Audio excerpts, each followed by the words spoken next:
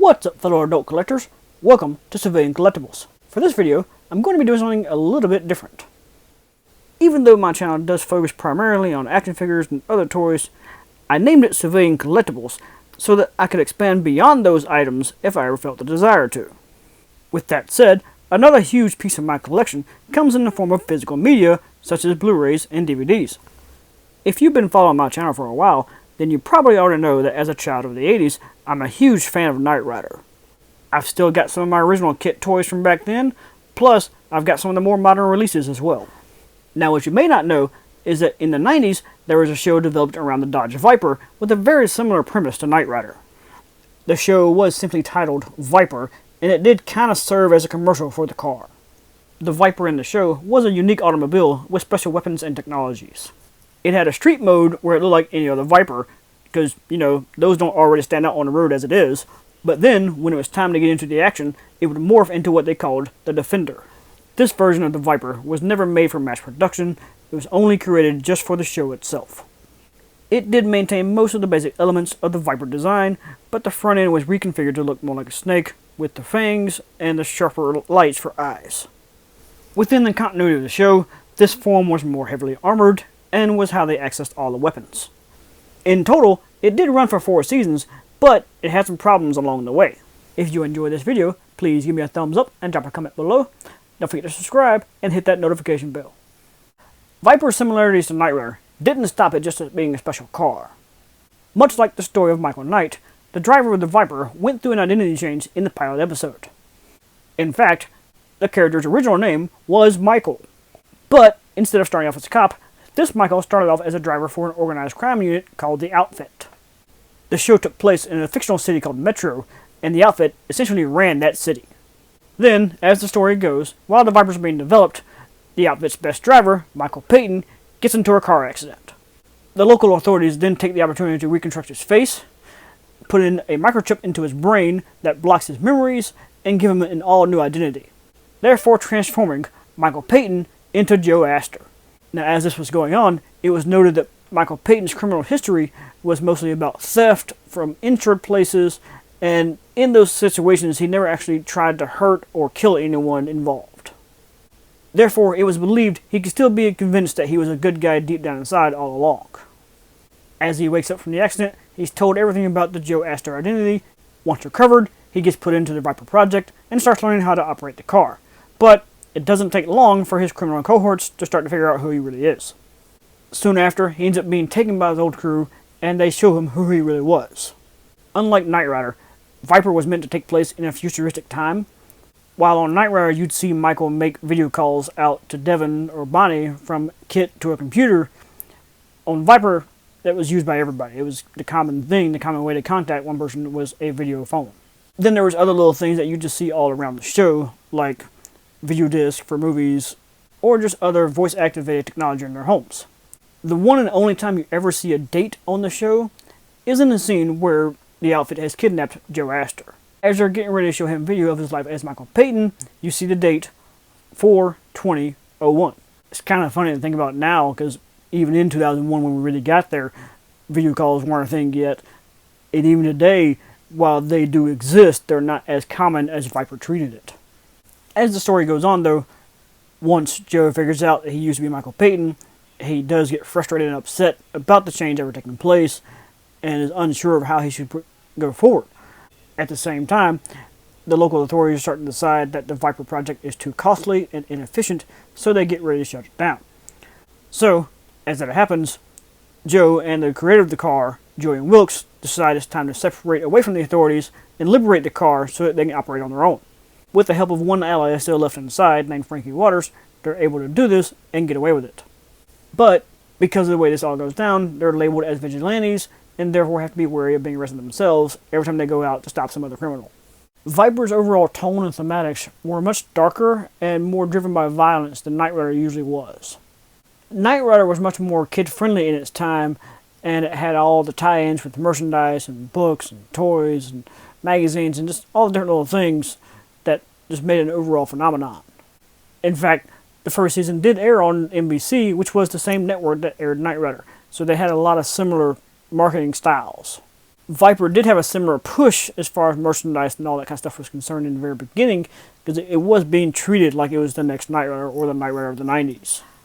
There was a slew of posters and magazine ads leading up to the pilot premiere, plus there was a wave of toys created by Tyco.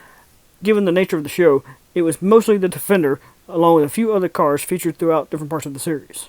A grail piece of mine is the Tyco RC Defender. It's roughly 1/18 in scale, so it would fit in with the other cars I own from Knight Rider and the Viper behind me.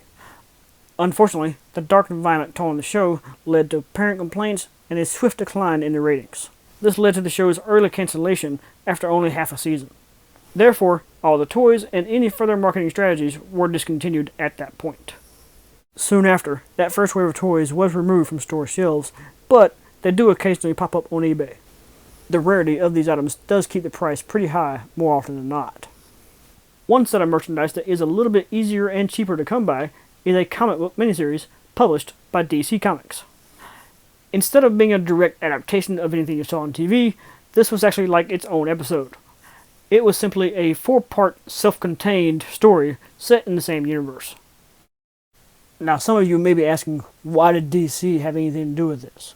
Well, while I can't answer that question for certain, I do kind of have an idea. The creators of Viper were Danny Bilson and Paul DeMeo. Now, right off the bat, you may not recognize those names or understand the connection. But when you see what show they were working on before Viper, it might make a little more sense. Viper wasn't the first time they dealt with something that was red and fast, because they were also responsible for bringing the John Wesley Shipp version of The Flash to TV. Unfortunately, that does go to show that they had a run of bad luck with cancellations in the early 90s. So earlier, I did note that the series ran for a total of 4 seasons, and even showed you the box set listing it that way. So, what am I talking about with all this cancellation nonsense? The show was indeed cancelled by NBC in May of 1994, but the creators felt so strongly about the show, they tried to find other ways to keep it going. They decided to move the production of the show away from Los Angeles and up to Calgary, Alberta, Canada, so that they could start looking into ways that can make it cheaper, safer, and more streamlined. Distribution of the show was changed from being primetime series to being first-run syndication, meaning local networks could pick up the show and air it usually late at night or after the news. Personally, in my hometown, I would see it come on at 10:30 on Sunday night. The time it aired from one locality to the next would vary depending on what that station wanted to do, so that's one of the shows that you'd see that said, check your local listings. It took 2 years for them to figure out what all they were going to change, and then restart the show. Right off the bat, most of the cast didn't want to continue the show, so the only one who carries over from Season 1 to Season 2 is Frankie Waters, but even he looked and acted a little bit differently. Like, in Season 1, he was very, I guess you'd say, stereotypical Italian, but he lost a lot of that when he transitioned over to Season 2. Season 1 is never really referenced in the restart. The closest they get is simply stating that the local authorities have repossessed the Viper. The time period the show takes place in is never really referenced again, but most of the futuristic tech that you saw in Season 1 was stripped away. The idea that everyone had video phones was stripped away, everyone was back to using just regular phones or the cell phones of the time period.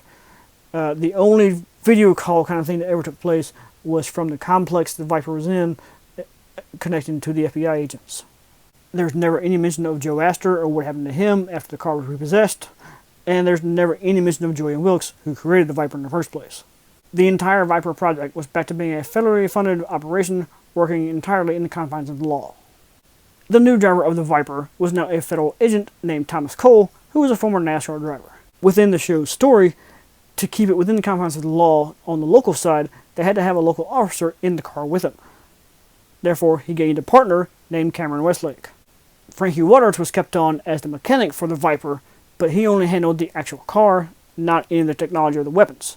For that, they had a woman named Allie Farrell. The criminal organization from the first season, the Outfit, was totally gone. Never heard from again. For Season 1, that was an overarching story that they would slowly build upon with each episode. Now, with that gone, each episode becomes more formulaic and simply one case per episode, and nothing really continues from one to the next. You'd have a little bit of bonding between the core 4 characters, but for the most part, if you watch them out of order, you wouldn't really notice the difference. The car itself did have all the same weapons from Season 1, but they did end up adding .50 caliber machine guns to each side pod. One of the biggest visual differences between Season 1 and Season 2 is the way the car morphs. In Season 1, you had that hexagonal breakdown that looked like a snake, and then would slowly change colors from red to silver, while all the different little parts would come out where they need to be. For Season 2, it became a flip panel kind of thing, where it didn't just slowly change colors, it was just red flipped over to silver. According to official records, the hexagon morphs cost the shows $50,000 each time they did it per episode. Switching the morph over to the panel flip style seen in Season 2 ends up being cheaper, but I've never really seen a number on how much cheaper it becomes. Unfortunately, as I'm sure you've guessed at this point, the show's return 2 years later didn't mean any sort of merchandise came back. Even the Viper I have here is not officially from the show or anything, it's just a standard licensed Viper. Moving on to Season 3, they decided to take production out of Calgary and into Vancouver.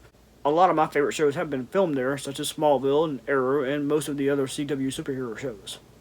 There wasn't a lot of changes between Season 2 and 3. The biggest one would be that Ali Farrell left, so there wasn't a tech-specific person anymore, and those responsibilities just became integrated into Frankie's character. The weapons and technology of the car weren't really changed all that much, but they did try to find new ways to use the same things. Once again, there wasn't really an overarching narrative throughout the show. It was just case by case, and if you watched them out of order, it wouldn't really change that much. Interestingly enough, Viper being on the air and being very similar to Knight Rider didn't stop them from trying to revive Knight Rider during this time. In these same years, there was actually a show called Team Knight Rider, which was meant to be a sequel to the original Knight Rider series, but it was made very poorly, very cheaply, and didn't capture the spirit of the original show at all. If anything, it just helped show how good Viper really was. Viper's success in syndication showed that they could afford to put a little more money into it, and therefore when it came to Season 4, they pumped in a lot of new things. The primary thing they did was update the car. It was no longer a red RG10, instead it became a blue GTS. To do this, and along with it, they actually brought back Julian Wilkes, the original creator, and Joe Astor, the first driver. Doing so finally brought the series full circle, and they began acknowledging all the things that happened in Season 1. In fact, the show's storytelling style started to act more like Season 1 did, where it had the overarching narrative featuring the conflicts of Joe Astor / Michael Payton, and all the characters he knew in his criminal life coming to the forefront and causing problems with him being back in Metro City. It had been briefly explained that after the car was repossessed by the authorities in between Season 1 and 2, Joe Astor just left and took his money and traveled the world as he saw fit. Now you had Joe and Julian reconnecting with Frankie at the project and establishing their friendship over the years. Because of that, you had Cameron Westlake feeling like the new girl because she wasn't there back in the very beginning. Over time, she does learn some about Joe's past as Michael Payton, which makes the overarching story much more compelling. The car itself was upgraded far beyond its previous capabilities. For a little while, it did seem like they were just creating whatever new technology fit the case, and therefore, hey look, this case needs this. It exists in the car, let's use it. Just for an example, there was a point where the car falls in the water, and all of a sudden they discovered the car has a hovercraft mode. For the most part though, they did still usually stick to the weapons that had traditionally been there from the very beginning. So after the show had run its course on local network syndication, it then got moved to the Sci-Fi channel, actually along with Knight Rider. I remember there was a year or two where there was a block where it was Knight Rider and then Viper every afternoon. And while it was good to be able to count on those reruns, fans like myself were beginning to clamor to have it on DVD, especially once Knight Rider started getting its set of DVDs. Oddly enough, there were some international releases of Viper on DVD. I mostly remember a German version of it floating around, but not an American one. Back then, most DVDs and players were region-specific, and even though you could find ways to play a foreign disc in an American player, you weren't really supposed to.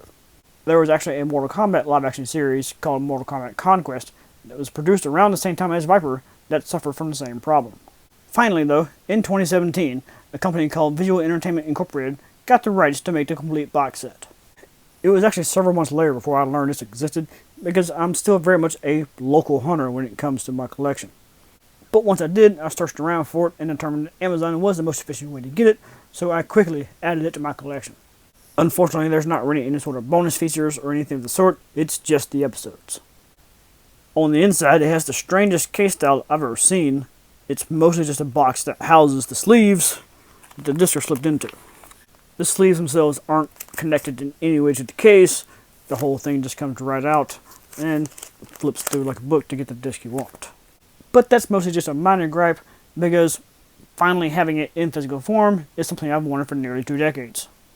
The image and sound quality is pretty much what you'd expect for something of its age, and I don't think they really did anything to improve it when they made the transfer.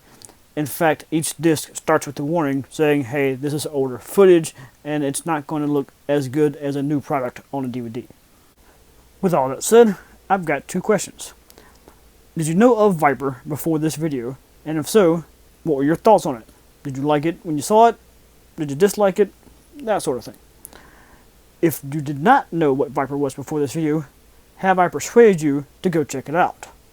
So, as I said near the beginning, this is an unusual video for my channel, but if this is something you'd like to see me continue doing in the future with other fandoms or just other interests that I don't normally talk about, let me know in the comments below.